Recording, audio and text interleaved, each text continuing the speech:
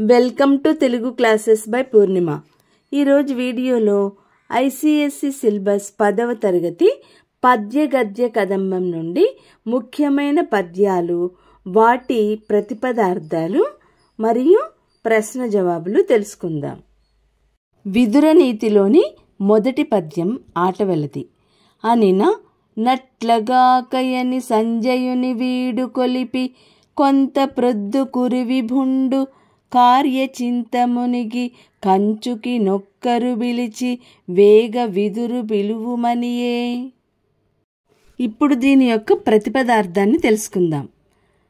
అనినన్ అనగా కురువిభుండు, కురురాజైన ధృతరాష్ట్రుడు, అట్లు ప్లస్ అకాక అట్లుగాక అంటే అలాగే అని, సంజయుని వీడు కొలిపి పంపి, కొంత ప్రొద్దు కొంతసేపు, కార్యచింతన్ కర్తవ్యాన్ని గురించిన ఆలోచనలో మునిగి ఉండి, కంచుకిన్ ప్లస్ ఒక్కరున్ కంచుకినొకడిని కావలి కాసేవారిలో ఒకరిని పిలిచి, రమ్మని పిలిచి, వేగన్ వెంటనే,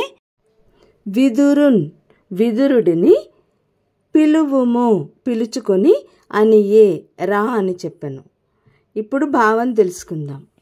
అని సంజయుడు అనగా ధృతరాష్ట్రుడు అట్లాగే అని అతడిని పంపివేసి కొంతసేపు కర్తవ్యం గురించిన ఆలోచనలో మునిగి ఒక కంచుకుని పిలుచుకుని విదురుడిని వేగంగా పిలవమని అన్నాడు.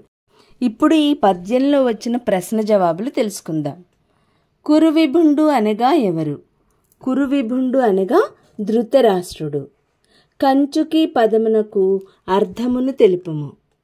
కంచుకి అనగా వాకిలి ముందు కాపలాకాయు భటుడు. ఎవరిని పిలువమని ఎవరు ఏ సందర్భంలో చెప్పారు? సంజయుడు రాయభారిగా కౌరవుల వద్దకు వెళ్ళాడు.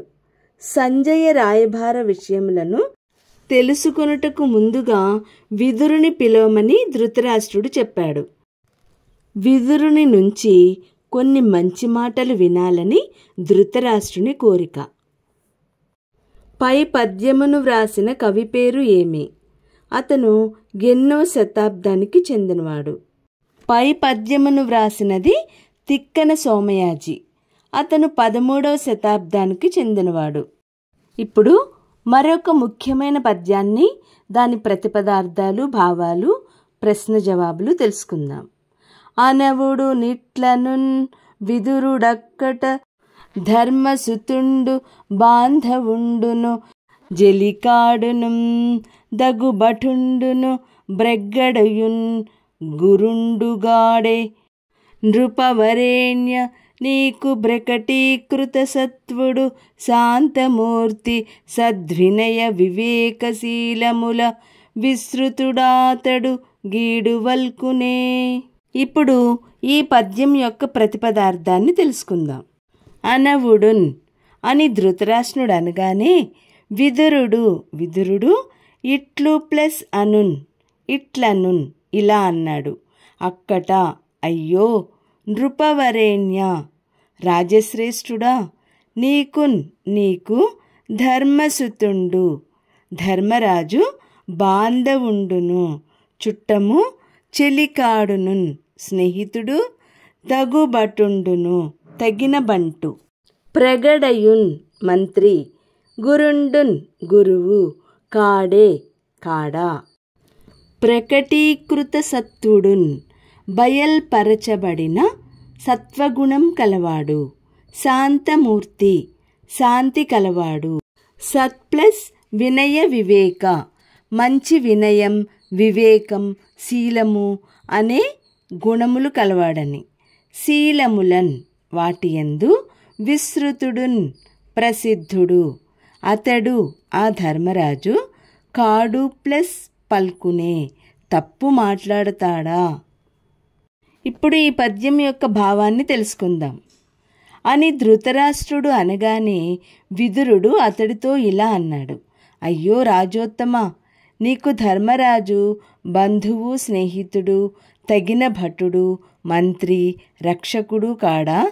తన సత్వగుణాన్ని స్పష్టపరిచినవాడు శాంతమూర్తి మంచి వినయం, వివేకం, శీలం అనే వాటిలో ప్రసిద్ధుడు అయినా తప్పు పడతాడా అని భావం. ఇప్పుడు ఈ పద్యంలో నుండి ప్రశ్న జవాబులు తెలుసుకుందాం. ఎందువలన ధర్మరాజు తప్పు మాట్లాడడు అని విదురుడు ధృతరాష్ట్రునితో అన్నాడు. జవాబు: ధర్మరాజు నీకు బంధువు, స్నేహితుడు, తగిన బంటు, మంత్రి మరియు రక్షకుడు. తన సత్వగుణాన్ని ఎల్లప్పుడూ మీకు తేటతెల్లం చేసినవాడు. శాంతమూర్తి, వినయ విధేయతలు కలవాడు, శీల సంపద కలవాడు, వీటన్నిటిలో ప్రసిద్ధుడు. అటువంటి ధర్మరాజు మీతో, ధృతరాష్ట్రునితో ఎలా తప్పుగా మాట్లాడతాడని విదురుడు ధృతరాష్ట్రుని ప్రశ్నించెను. విశ్రుతుడు, ప్రగ్గడ పదాలకు అర్థాలు తెలపండి. విశ్రుతుడు అంటే ప్రసిద్ధుడు, ప్రగడ అంటే మంత్రి అని అర్థాలు. రేపటి వీడియోలో మరికొన్ని ముఖ్యమైనవి తెలుసుకుందాం. ఈ వీడియో లైక్ చేయండి, మీ ఫ్రెండ్స్కి షేర్ చేయండి, అలాగే సబ్స్క్రైబ్ చేసుకుని పక్కనున్న బెల్ ఐకాన్ ప్రెస్ చేయండి.